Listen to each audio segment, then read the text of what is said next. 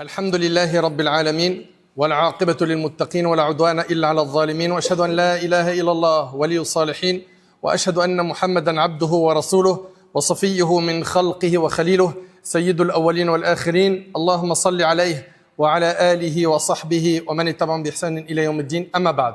Mes chers frères et sœurs,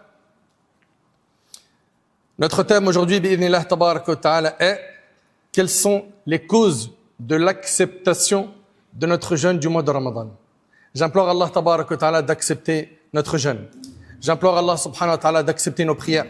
J'implore Allah tabarak wa ta'ala d'accepter nos aumônes, d'accepter nos sacrifices que l'on a fait dans son sentier. J'implore Allah tabarak wa ta'ala de nous accorder la piété. J'implore Allah tabarak wa ta'ala de nous affranchir du feu de l'enfer. Mes chers frères, mes chères sœurs, par la grâce d'Allah tabarak wa ta'ala, on a été favorisés. Allah nous a comblés de bienfaits en nous permettant de jeûner le mois de Ramadan. Wallahi l'azim, c'est un immense cadeau, vous pouvez même pas imaginer. Certains de nos frères, certaines de nos sœurs ont pu jeûner l'année dernière avec nous, mais Allah ne leur a pas écrit d'être vivants pendant ce mois. Et nous, par sa permission et par sa grâce, on a été favorisés. Allah nous a permis, Azza wa Jal, de jeûner, de prier, de faire l'aumône, de lire le Coran et de se rapprocher davantage de lui. Et ce qui compte, ce n'est pas la quantité des œuvres, mais plutôt la qualité des œuvres. Car Allah tabarak wa ta'ala n'accepte que l'acte qui vient d'un cœur rempli de piété et de sincérité. Celui dont les œuvres ont été acceptées a réussi, tandis que celui dont les œuvres ont été rejetées a perdu. Mais rien n'est trop tard. Tant que nous sommes en vie, on peut se rattraper. Tant que nous sommes en vie, on peut se repentir. Tant que nous sommes en vie, nous pouvons nous rapprocher d'Allah tabarak wa ta'ala, et Allah est pardonneur et miséricordieux Azza wa Jal. Le Ramadan s'est achevé, ses pages ont été fermées avec ce que les serviteurs y ont déposé comme œuvre. Certains, pendant Ramadan, ils ont inscrit dans leur registre des bonnes actions. N'oubliez pas que nous sommes les auteurs de notre propre livre, que l'on va récupérer soit de la main droite, soit de la main gauche le jour du jugement. Nous sommes les auteurs de notre propre livre. Certains, pendant Ramadan, y ont inscrit des bonnes actions.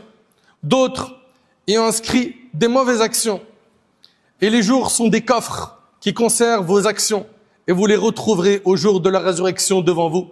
Allah tabarak wa ta'ala nous dit يَوْمَ تَجِدُ كُلُّ نَفْسٍ مَا عَمِلَتْ مِنْ خَيْرٍ مُحْضَرًا.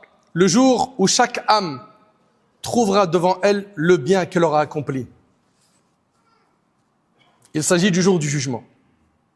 Et Allah Ta'ala, dans le hadith d'Abi Dharr, qui est rapporté par l'imam Muslim, a dit: ô mes serviteurs, ce sont vos actes dont je tiens compte pour ensuite vous en rétribuer pleinement. Que celui qui aura fait du bien adresse ses louanges à Allah. Et celui qui aura fait du mal et qui trouvera du mal dans son livre, Allah nous dit qu'il ne blâme que sa propre personne.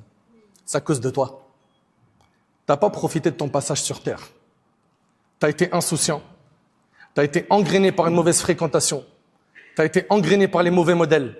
Tu as oublié l'au-delà. Tu ne t'es pas préparé pour ce jour. Le jour du jugement, cela ne servira à rien que tu dises c'est à cause d'un tel ou d'une telle. Non, c'est à cause de toi. Le croyant doit être, après le mois de Ramadan, entre l'espoir et la crainte. Tu dois avoir une bonne opinion d'Allah. Comme Allah Ta'ala dit dans le hadith rapporté par Bukhari et Muslim, je suis selon l'opinion que mon serviteur se fait de moi. Pense du bien d'Allah. Pense qu'il va te pardonner. Pense qu'il va accepter tes œuvres. Ça, c'est le côté espoir dont tu as besoin. Mais tu dois également avoir la crainte. La crainte que ton œuvre ne soit pas acceptée.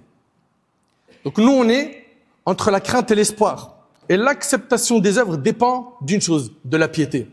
Rappelez-vous qu'on avait dit que Ramadan, son objectif, c'était d'atteindre la piété. Allah Ta'ala dit, Ya ayyuhalladhina amanu, kutiba alaykumus siyam kama kutiba ala alladhina min qablikum la'allakum tattaqun. Ô vous qui avez cru, il vous a été prescrit le jeûne comme il a été prescrit aux communautés qui vous ont précédé, afin que vous atteigniez la piété. Voilà ce qu'on devait atteindre. Et la piété, on l'a dit combien de fois? Que c'est le fait de faire ce qui est obligatoire et de laisser ce qui est interdit. Allah Ta'ala dit, Innama yataqabbalu Allah min al-muttaqin. Allah n'accepte que des pieux.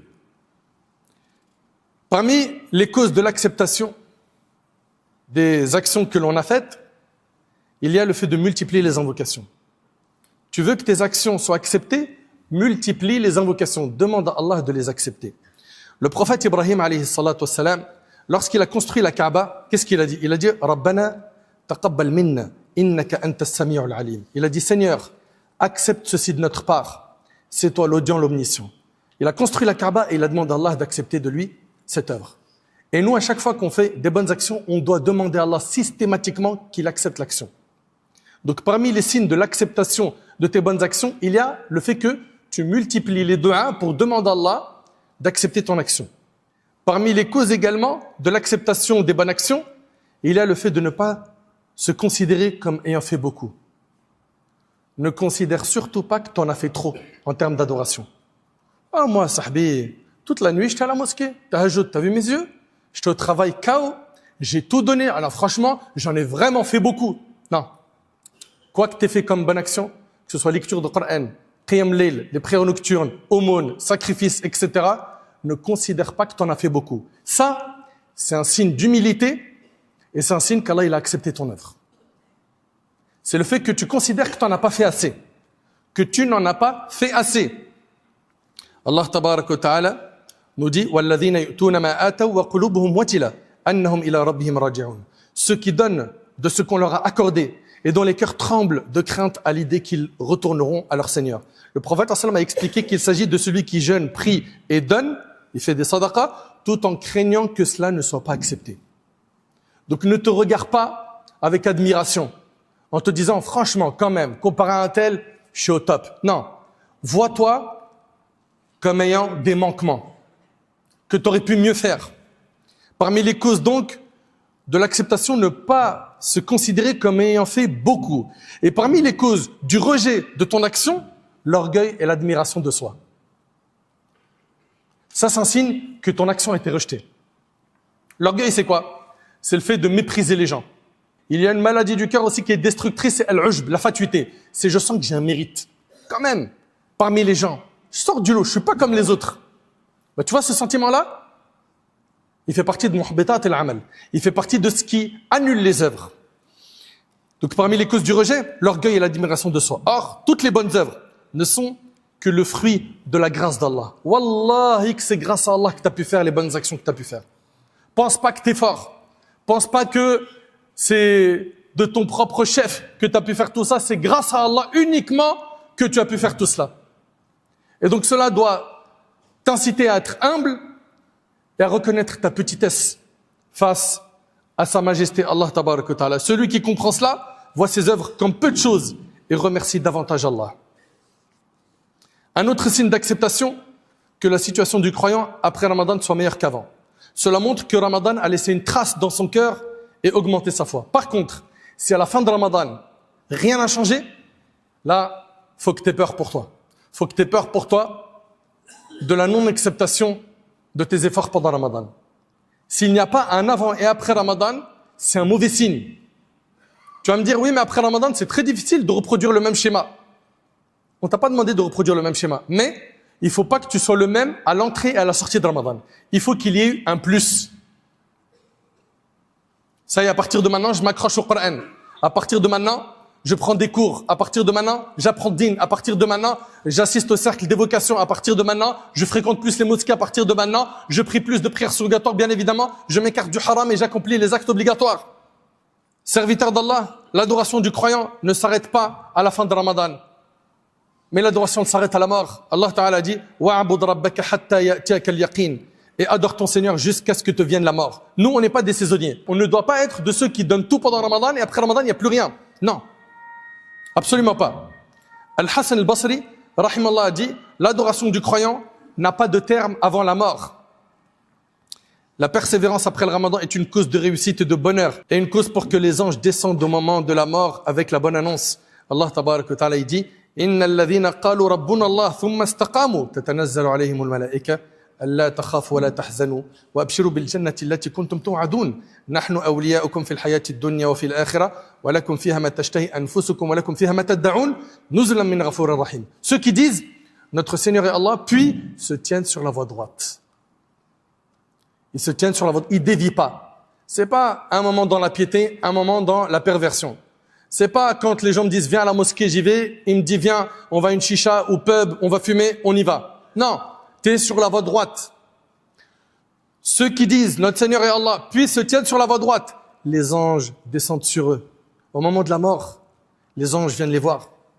Et même le jour du jugement, ils vont les rassurer, ils vont leur dire ne craignez rien pour l'au-delà. T'imagines au moment de la mort, tu as cette annonce par les anges. Ne craignez rien pour l'au-delà. Mais ça, c'est une annonce qui sera donnée à qui? À ceux qui disent notre Seigneur est Allah, puis se tiennent sur la voie droite. Les anges descendent sur eux et leur disent ne craignez rien pour l'au-delà et ne soyez point affligés pour ce que vous avez laissé sur terre. Réjouissez-vous d'entrer au paradis qui vous a été promis. Allahu Akbar. Subhanallah. Craignons donc Allah subhanahu wa ta'ala, faisons le bien et sachez que nous serons interrogés sur nos actes. Préparons donc des réponses pour cela. Allah ta'ala a dit Ya ayyuhalladhina amanu ittaqullah wal tanzur nafsum ma qaddamat lighad wattaqullah inna Allah khabirun bima ta'malun. Ô vous qui croyez, craignez Allah, que chacun voit ce qu'il a avancé pour demain. Subhanallah, Allah il appelle le jour du jugement, ici dans le verset, demain, pour montrer sa proximité. Le jour du jugement est proche. Qu'est-ce qu'on a préparé pour ce jour? Craignez Allah, Allah connaît parfaitement vos agissements. Sachez que tant que l'homme est en vie, il est en lutte contre Satan. Et d'ailleurs, les rebelles parmi les démons ont été libérés. Et malheureusement, il va y avoir des dégâts qui vont arriver. Est-ce qu'on va oublier qu'il y a quelques heures, on était dans un mois béni et qu'on est en train de faire des efforts? Est-ce qu'il ne restera plus de traces de ce mois dans nos bonnes actions, dans notre comportement? Que chacun se pose la question. Il va falloir être constant. Continue à faire des bonnes actions, même un petit peu, mais sois constant. Un peu qui dure vaut mieux que beaucoup qui s'interrompent. Aïcha nous rapporte, lorsque le prophète faisait une action, il ne l'abandonnait pas. Tu t'es engagé à faire une bonne action, tu as un wird, un programme dans le Coran, tu ne lâches pas. Tu as un programme d'adoration, que ce soit des aumônes, des prières, etc. Ne les abandonne plus. Le prophète m'a dit, les actes les plus aimés d'Allah sont ceux qui sont constants, même s'ils sont peu nombreux, rapportés par Bukhari Muslim. Bien évidemment, on vous encourage à jeûner les 6 jours de Shawwal.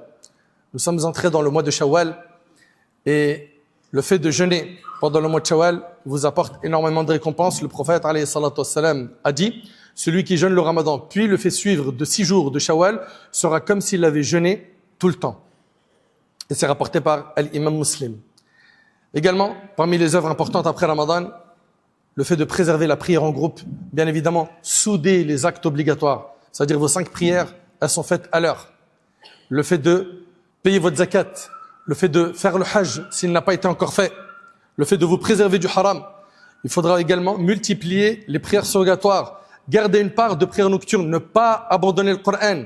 Le Coran est la vie des cœurs et la croissance de la foi. Le croyant doit s'imposer une lecture quotidienne et faire en sorte que ce Coran-là soit réellement notre guide. Donc on doit garder un lien avec ce livre, chercher à comprendre ses trésors, mettre en pratique ses enseignements. J'implore Allah subhanahu wa ta'ala de faire de nous des personnes constantes après ce mois béni. J'implore Allah tabaraka wa ta'ala d'accepter nos adorations